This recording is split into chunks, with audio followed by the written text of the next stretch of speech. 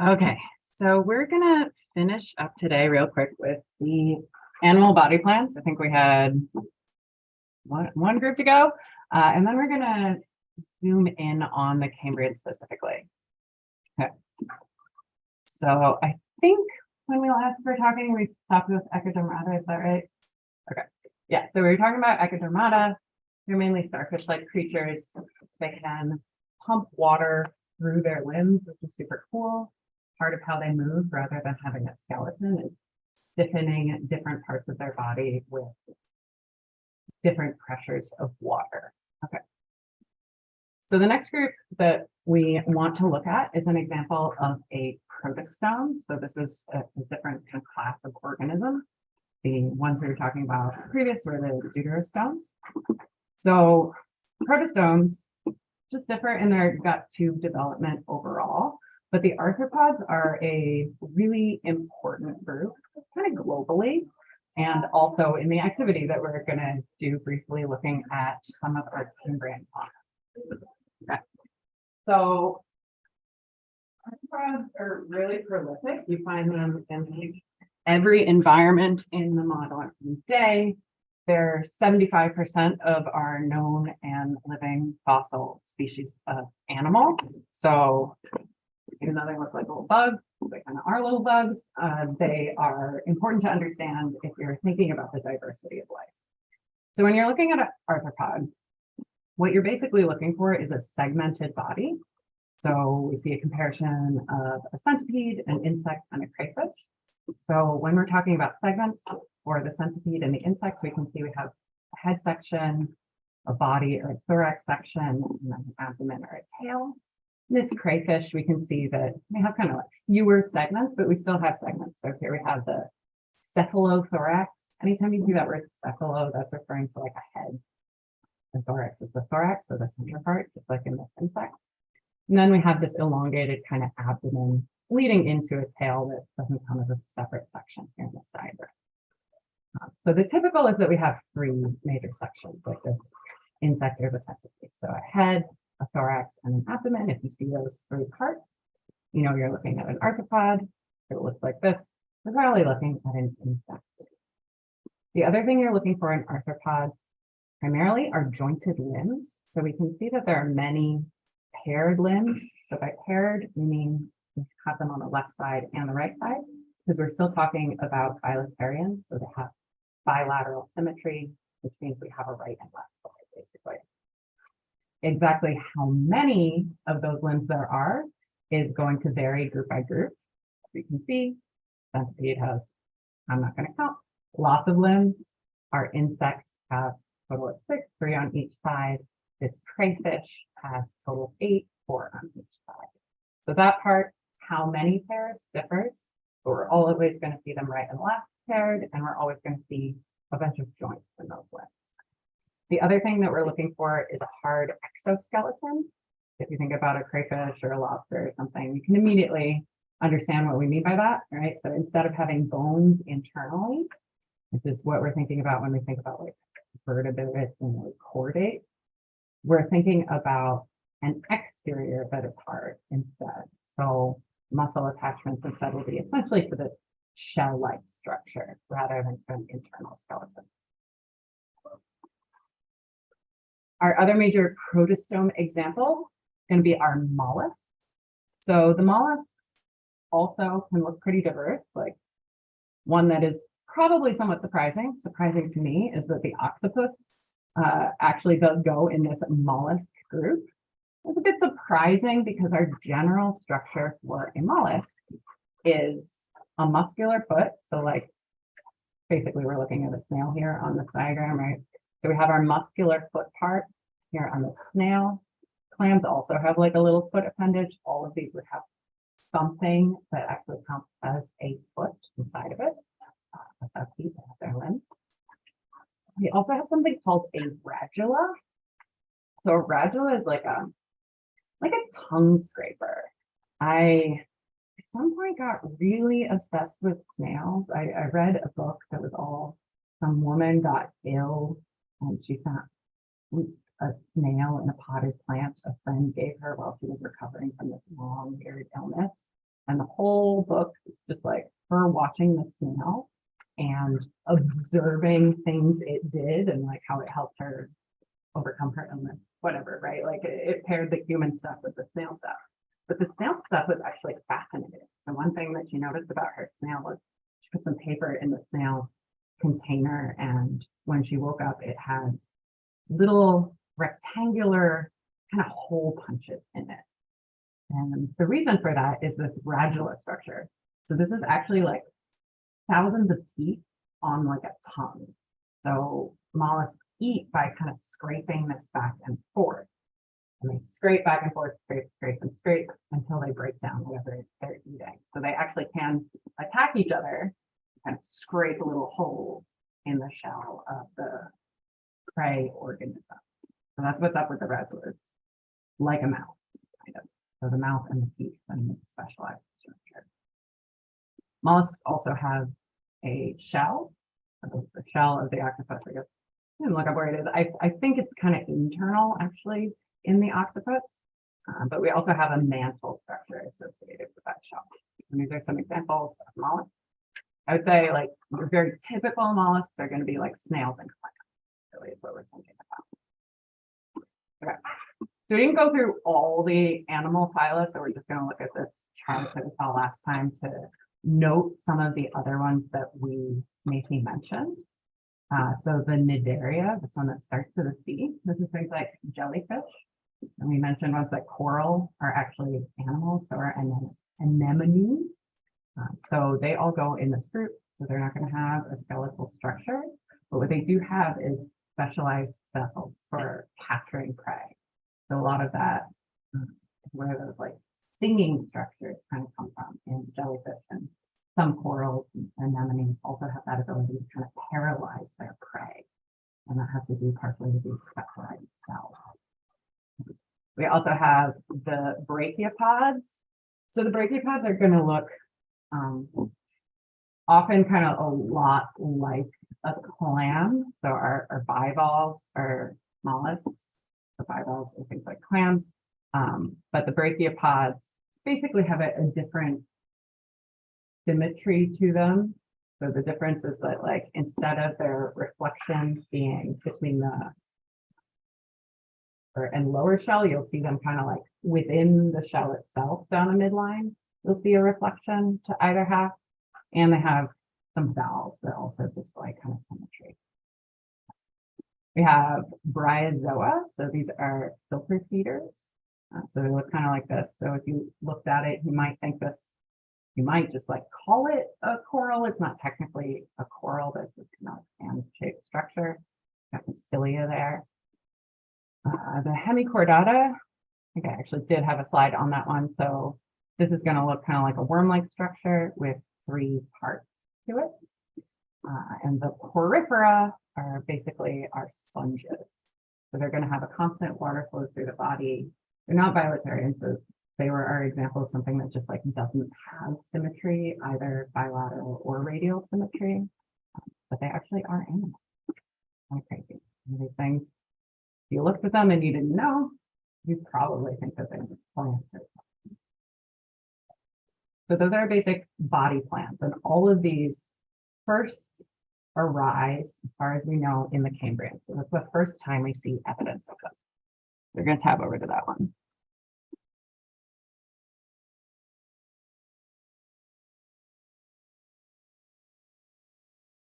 So as we start to think about our Cambrian metazoans, and metazoans are animals, right? We want to practice first looking at some of these fossils that we see and relating that to one of the body plans. It's one that's easy to identify, to go through and see how we see these similarities, where we find these similarities, what kind of things we're looking at. The arthropods have traits that are easily fossilized, or at least are fossilized in a bunch of these Cambrian animals that we're looking at. So this is a very cartoony kind of exploration through 5 of the fossils. So it's going to start with like a little explanation of the Cambrian, and I think there's a brief explanation about the arthropods, and then 5 fossil examples. So take a little bit of time to go ahead and do that. I think it should take super long, but I'll.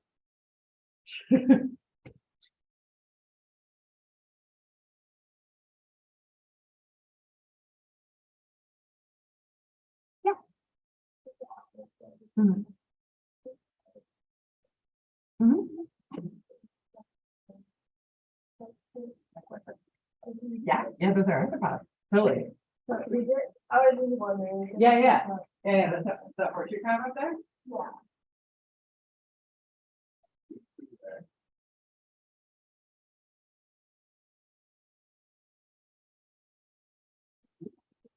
That's a great point. And we got the fossil up there.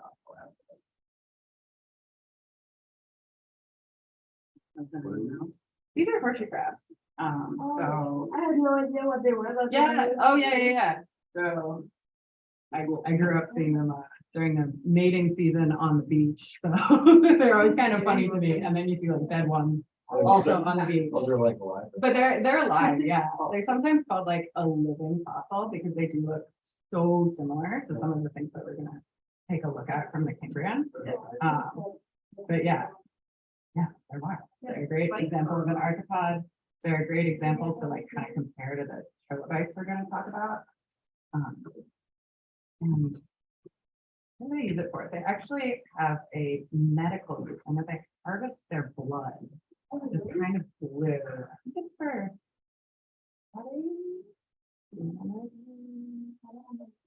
Like, you know, Yeah, some sort of like. it's crazy. Yeah, I know they harvest. Yeah, okay, so it's in a bunch of like vaccines and antibiotics. Ooh, how much does a gallon of horseshoe blood sell for? $60,000? I know where to find a lot of horseshoe crabs, as I just said. Not here, unfortunately, but maybe we should start growing them in Use a the blood way. Use the blood flow? They use it for antibiotics and vaccines. We should dive into that deeper, especially if we can. How often can you harvest that from a? Set them off in a. Yeah, To come up to this like idea. Once they get to certain. I feel a little bad for horseshoe crabs. Yeah, it's like a really actually that so big today, but. Yeah.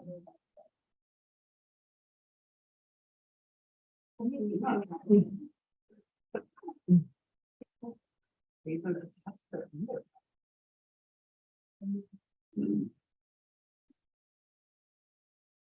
Yeah, it seems like they could let them be in. They let them live in an open giant enclosure or something. I guess I have to ship it then.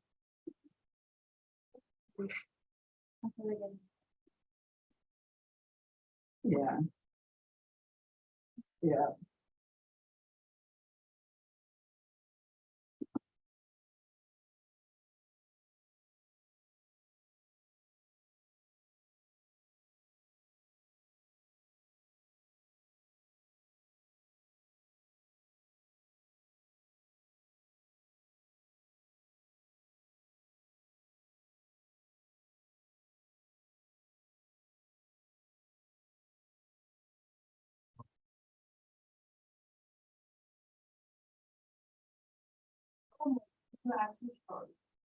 That would-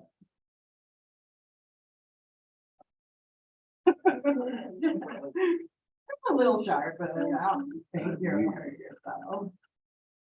that's on. Oh my God.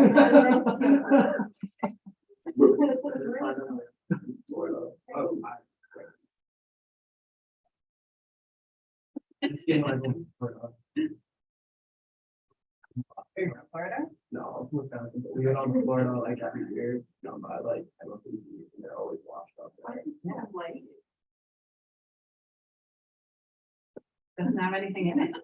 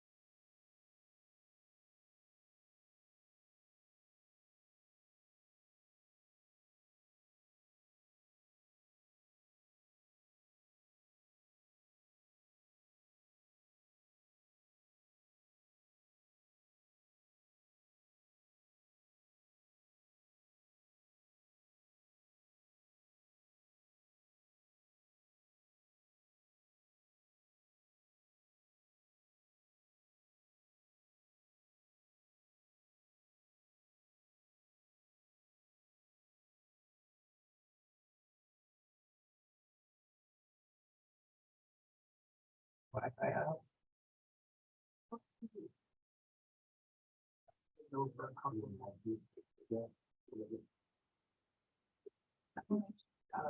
Well, for me. Oh, no, that. Oh.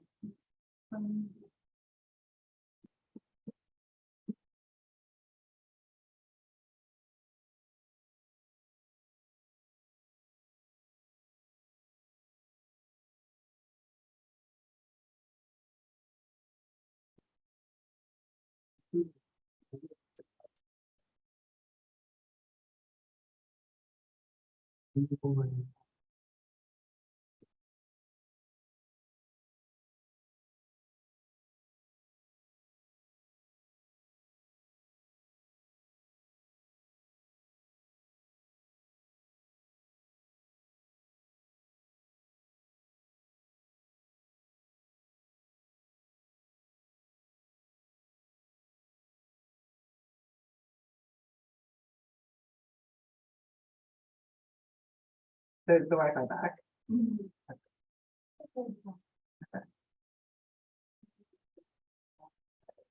But if you guys need my mobile data resets very soon, and I have a lot of data left, so I just need the password word to my phone Wi-Fi when to load this to my phone.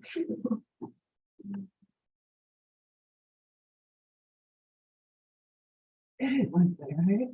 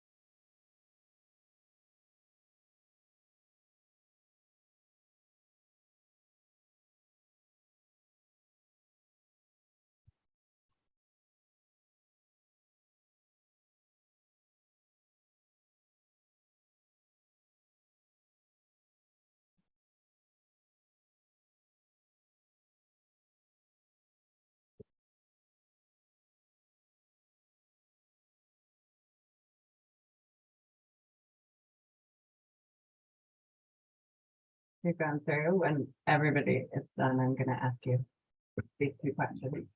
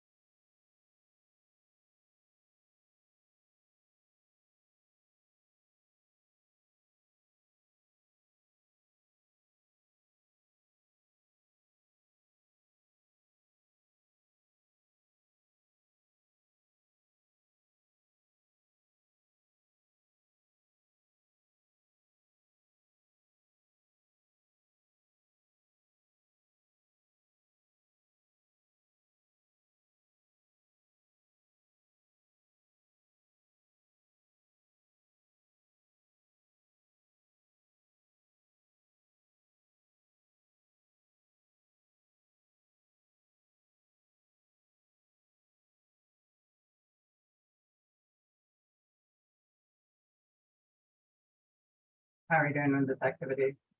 Okay. All right. So as you went through, is anybody having trouble identifying any of those 5 fossils? Did you got any wrong?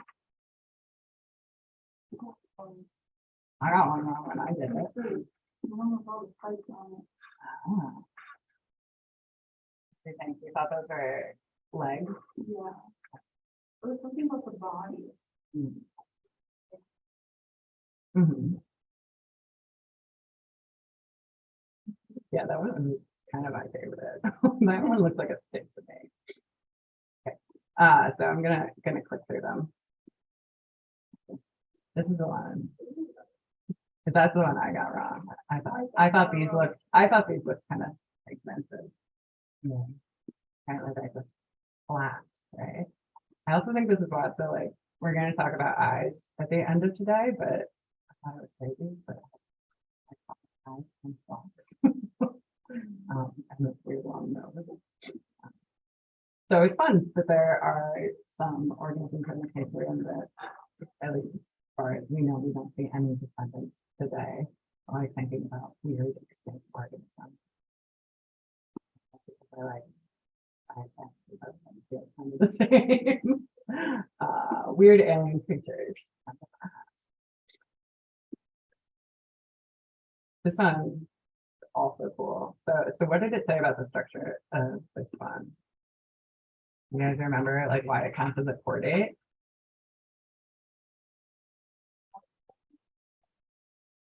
Mm-hmm. Yeah, so right, like at first I thought it was like kind of a worm structure. So worms are usually called annelids, right? And then they found that inner structure of muscles attaching to that inner sort of spinal cord, notochord layer. So these segments are actually muscle segments.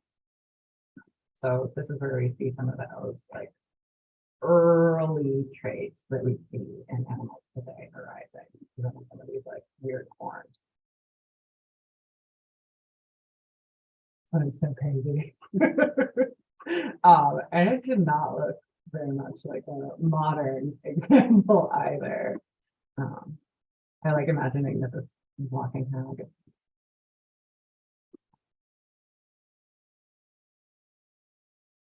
It's really fun to think of like what kind of questions you can actually ask when you see something strange like this, and you want to understand like why it existed and what it was doing. Unfortunately for the Cambrian, we have a really good fossil record, and I'm going to talk about why, at least for that part. There's a very clear arthropod, that first example, which looks almost just like that horseshoe crab, right? More segments.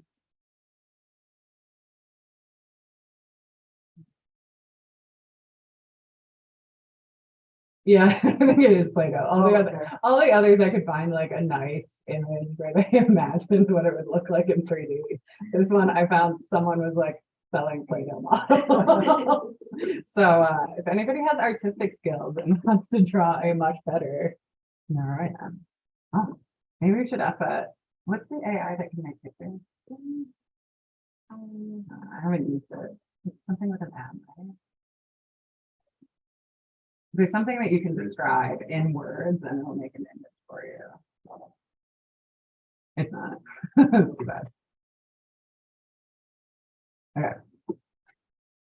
So regarding that second question,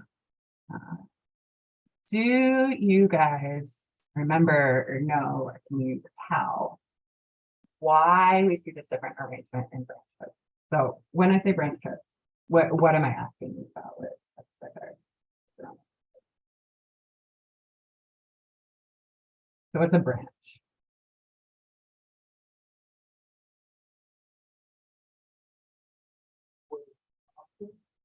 Yeah, so the branch is literally like a branch on a tree, right? So this is the branch. And when I say a branch tip, I'm talking about like these endpoints here, right? So when I say, why are the branch tips arranged the way they are, you can see that, right, like our insects and our crustacean and our chelicerates and our myriapods are all up to the same level. But when we see these other fossils, we can see that their ending, these branch tips are deeper in the tree and they're not even all at the same spot, right? So why do you think that is? Like that means something when you see that on a tree.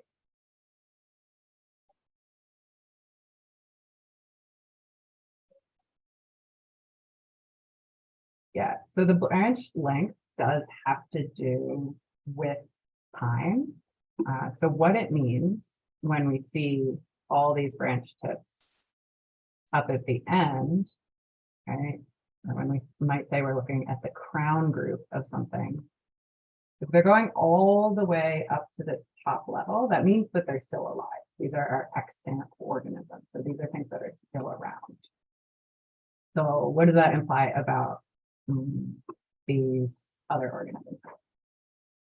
Yeah, exactly. So when you see a branch ending earlier on, that's telling you that it died off at approximately that level in time. So you can see also here that our Neuroia versus our trilobites here, right, that the trilobites lived longer than that Neuroia as well. So that lineage continued, even though it's extinct today, it continues for a much longer time. So when you see a phylogenetic tree that has this shape, that's what those branches are indicating with their length. When we see the weird sort of spready unrooted trees, it's harder to tell. But usually they do try to add time into phylogenetic trees, especially when we're talking about fossils, right? You're talking about modern organisms that are all extant. Doesn't matter so much because you already know they're all alive right now.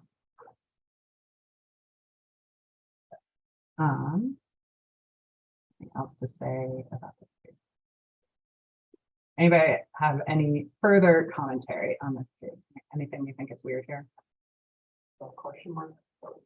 Yeah, right. So that question mark, which one of the fossils is that?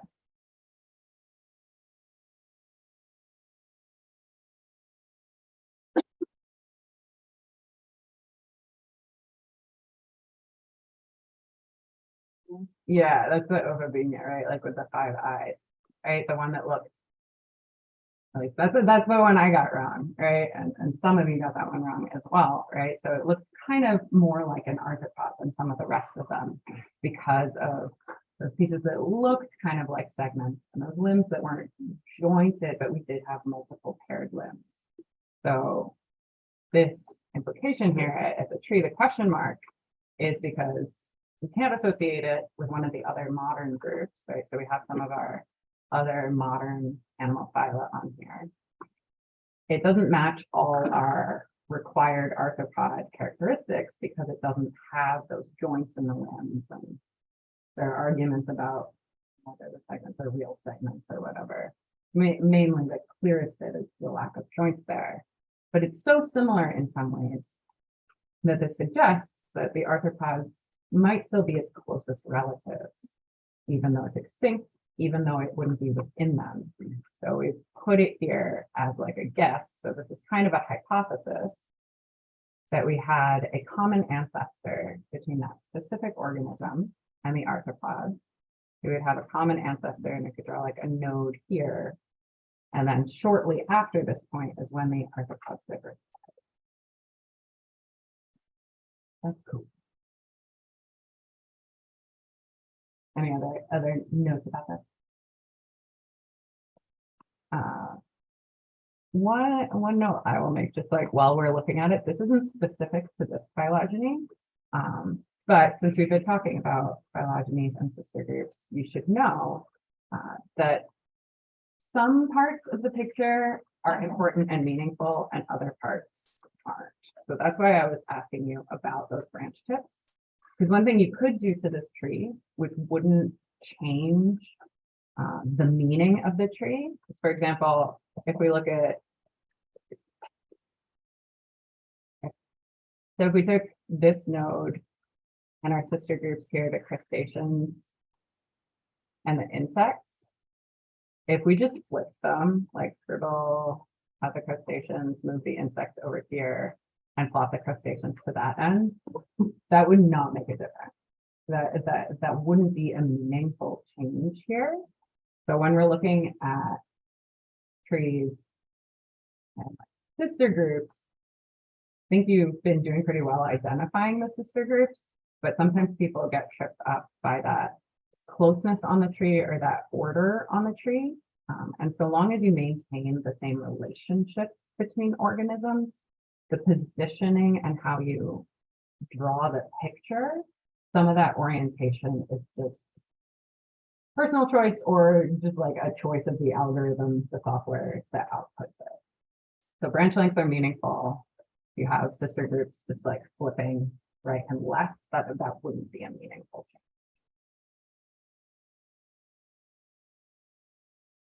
So getting into the Cambrian, so these are some of the places that we see Cambrian fossils arising. So we see them in Greenland, we see them in China, and we see them in this most famous fossil locality. Locality is a word that we use for just like a fossil site, is the Burgess Shale in Canada. So these are places where we've exposed rock to that really deep level. So we can see this deep past about 500 million years ago, exposed in the cliffs, essentially, and mountaintops in these regions.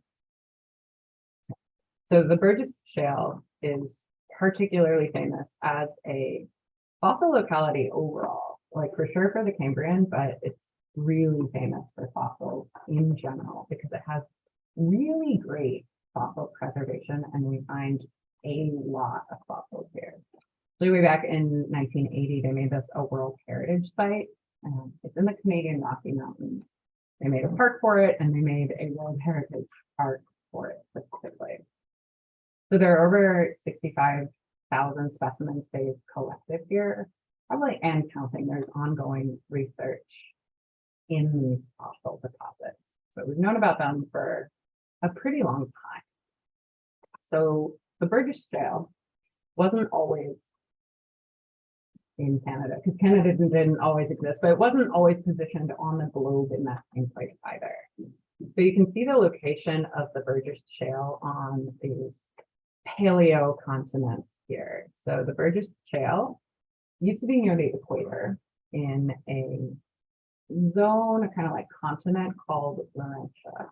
So we'll see Laurentia later on, mostly becomes North America, actually. So we'll see that some of the ice sheets during our most recent glaciation are named the Laurentian ice sheet, which is basically covered where we are right now as well. So we'll see that turn come back again. So the Burgess Shale, Canadian Rockies, and us all used to be here kind of near the equator. Over time, the tectonic plates moved all these land masses around, right? This arrangement of land masses is really different here. Okay, so we move them up and over into the northern hemisphere. Here's a different image of what that looks like. So you can see on this image that we have a lot of open ocean, and the Burgess Shale is kind of at the edge of a continent here. So it is showing up ocean. We're not talking about land animals yet. We're not talking about land animals yet because we don't have animals on the land at this point in time. But we are pulling from sediment that is somewhat near a continent. All right, so the other thing that happens to create the Burgess Shale is that the Rockies do form, right? So that's also due to the movement of the tectonic plates. So as they kind of crash against each other, this raises up the sediment of one of the tectonic plates and kind of like peaks it up and breaks it basically on the mountains. Like it starts to get exposed, these deeper layers, because of this upheaval in mountain formation. The formation of the Rocky Mountains is actually pretty recent, right? So we're not talking about the mountains forming during the Cambrian. So we would have expected over time, lots and lots of layers of rock forming over top of the Burgess Shale over time. They stay protected down under there until the Rocky Mountains form and then start to weather. So the Rocky Mountains formed only about 65 million years ago, rather than 500 million years ago. They were buried, these fossils were buried underground for a long time, right?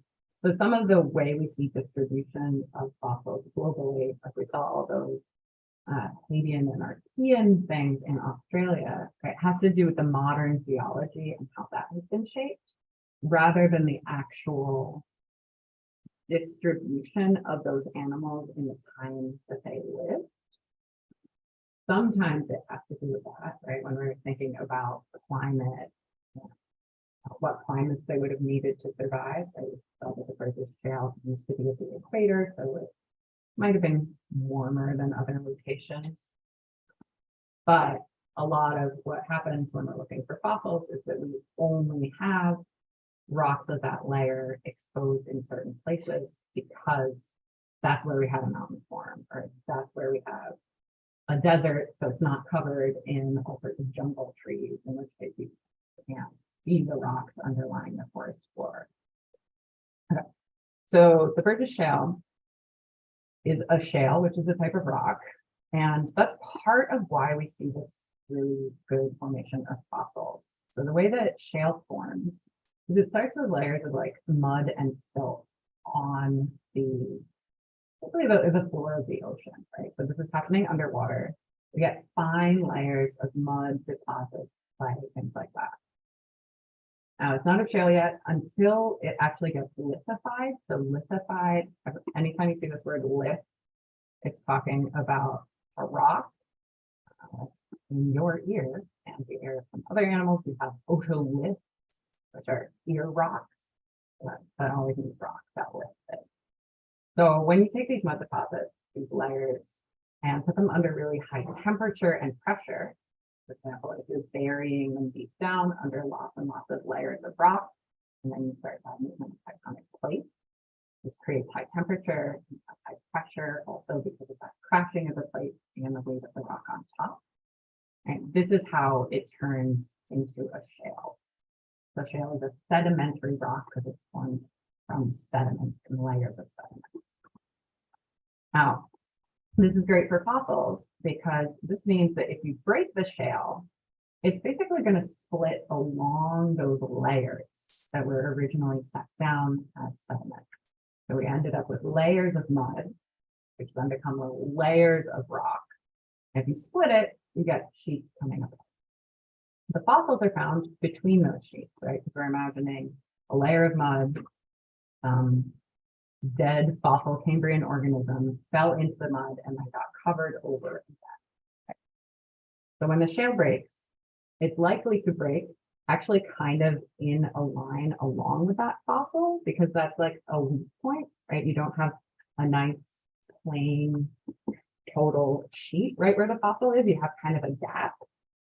So it's more likely to break where the fossil is. And then you're likely to have a lot of the fossil preserved on one side of that sheet. And then the top sheet over top is also still in a full layer. So you'll likely have the other part of the fossil in that other half if it hasn't stuck to one of the layers.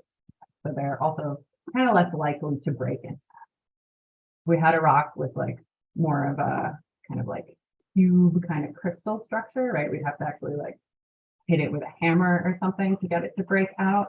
And then we'd be more likely to have a broken fossil when we're done getting it out.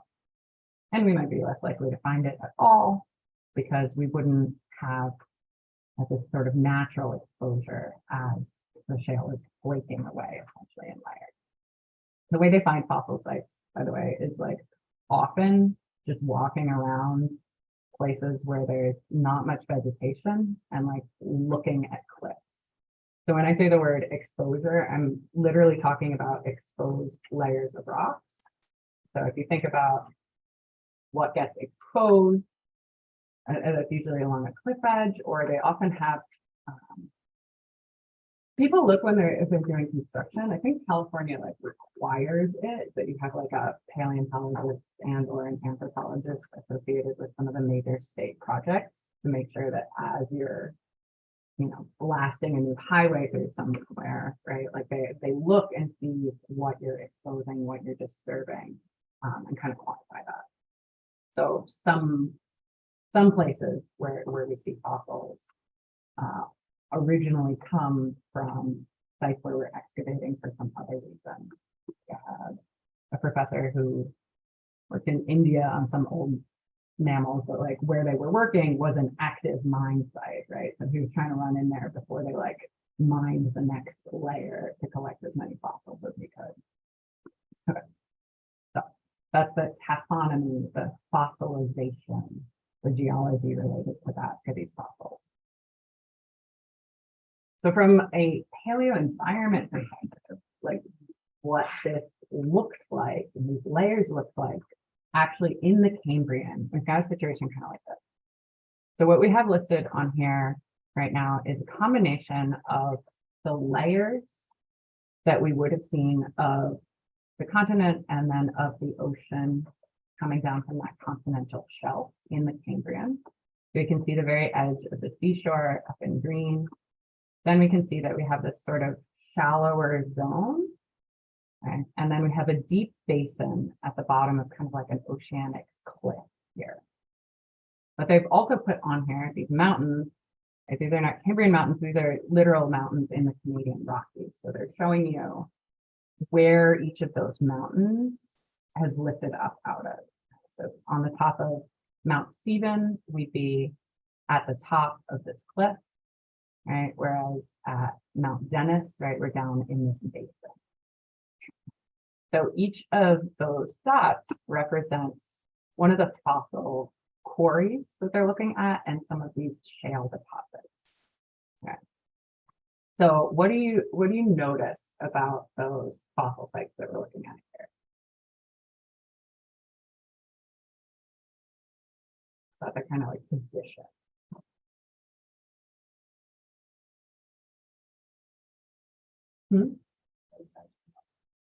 Yeah, they're near the mountains in the modern day because what we have happening in order to expose them is that those mountains are rising up, their tops are weathering, so the younger layers on top of them are breaking away, exposing this deeper part.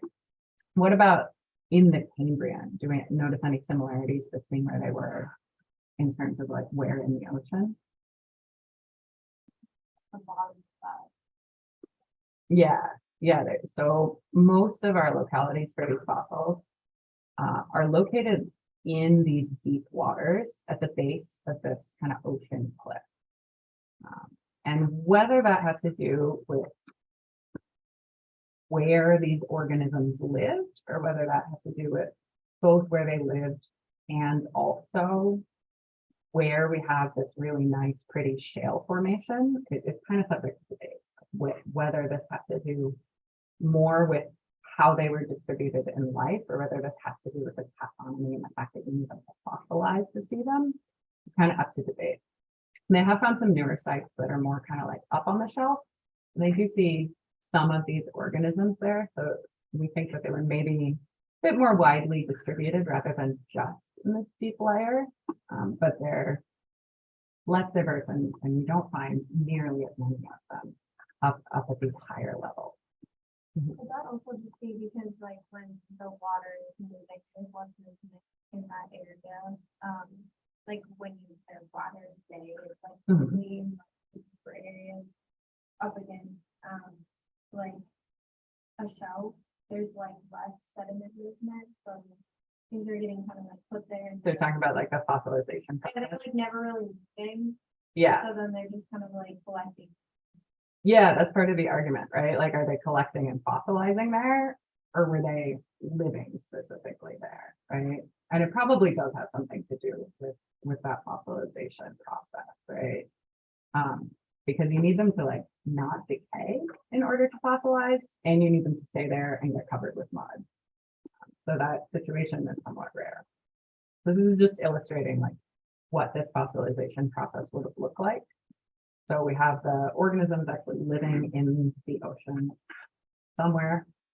Definitely some of them ended up at the bottom of this cliff, right? Whether we had them also out here and up here, and then it's only the ones that died right there that got fossilized is up to this date, right? And then we have layers of sediment accumulating, possibly like with the movement of water, right? We might also expect sediment to be washing off the top of this cliff and falling down and stuff in there as well. All right, so both like touching organisms and touching those layers of mud and clay. Then we have them accumulating, and then we have that shale forming as it gains temperature and pressure, and eventually those layers eventually resurface when the rock gets exposed and starts to break open. So in terms of ocean geography or general like kind of ocean zones, I know some of you found some of these words showing up when you were looking at the acronyms. It's worth being familiar with these terms.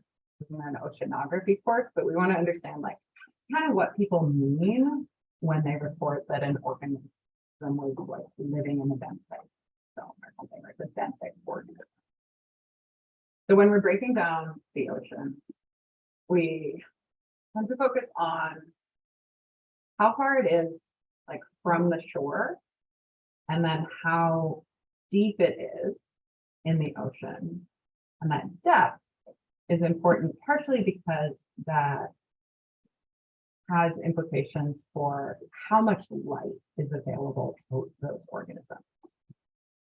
So starting with like coming off of the edge of a continent, we start out with our intertidal zone.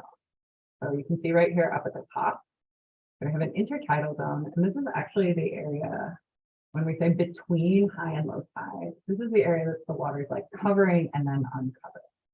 So when you're thinking intertidal zone, you're thinking like tide pools and that area that's like covered in like wet sand and maybe shells and stuff at low tide, but then gets covered over again when the tide is higher. So that's our intertidal zone. Then next, moving a little further out from the land, we have the neritic zone. So this is covered in water, but we're still up on the continental shelf here. Okay? So we're still quite near the land, and we're still quite shallow in the neritic zone. So this is going to be characterized by lots of silt, so like sand and stuff washing off of the land. This is going to be particularly high in oxygen because we're still up near the top here. Low pressure, water exerts pressure on the things underneath it, right? Like when you're swimming, you're floating, so you don't like super feel that you're under pressure, but if you dive down deep, you really start to feel that. Okay, so in the neritic zone, we're not under so much water, so we're not under very much pressure. We have relatively stable temperatures on that. We're going to discount that bit a little bit because that's going to depend kind of seasonally and your location during the equator versus the poles, what's going on in the climate. Okay. When we talk about the pelagic zone, what we're talking about is the open ocean, right? So we're farther out from the shelf, right? So you can think of this as being like kind of like that cliff that we saw when we were looking at the Burgess Shale diagram. Right, so this is our pelagic open ocean kind of area. And then we can break that up a number of different ways. So if you look up diagrams of ocean zones, sometimes you'll see a lot more words.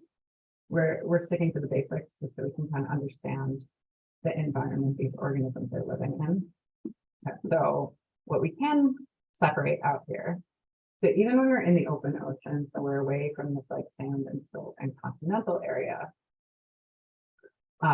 when we're looking at the first couple of layers, we can notice that there's a difference in the amount of light dependent on how deep you are. The light from the sun basically can only penetrate through so much water, it can only go so far. So for the photic zone, this is where light can reach. And this is going to have implications for basically what resources the animals in that zone have available to them.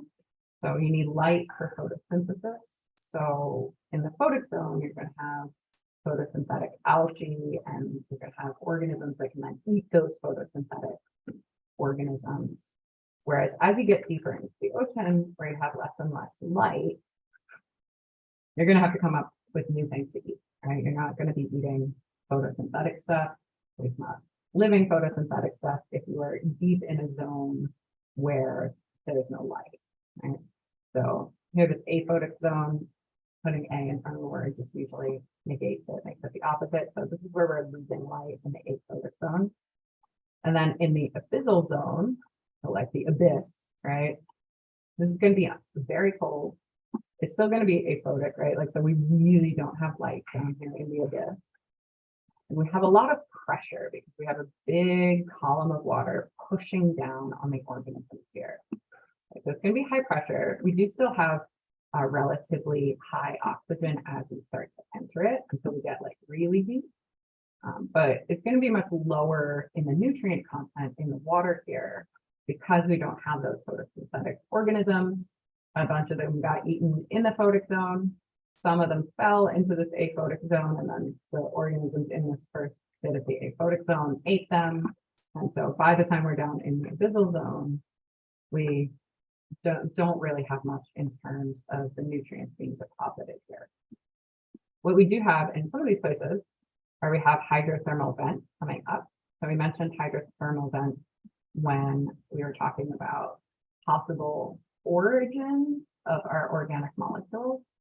So we do have vents with like heat and chemicals coming up from the floor here. So we will have some organisms that basically live off those hydrothermal vents. So they use like chemical energy instead of photosynthesis to run their processes. The benthic zone refers to a layer that kind of spans all of these. The reason for that is the benthic zone is referring to not the water itself, but like that layer, kind of like think sand on the bottom of the ocean, right? So it's beneath the water. So we're thinking sand, mud, silt, like whatever is falling into this region. So if we say something's a benthic organism, we're saying that it like lives on the ocean floor, basically. Whereas if we say something's a pelagic organism, you're thinking like whale swimming around. So that's what those words. So this is going to be more nutrient rich, kind of at all of its points, right? Because this is where things are falling to. So in the abyssal zone, probably not all that much. It's falling to the bottom of the abyss, although the deep, deep ocean is still pretty mysterious to us because it's hard to get there, as we know from Ocean Gate, right? Like it's really dangerous because of that high pressure. We absolutely cannot survive at the depth. So we have to come up with interesting kind of tricky ways if we want to observe what's down there.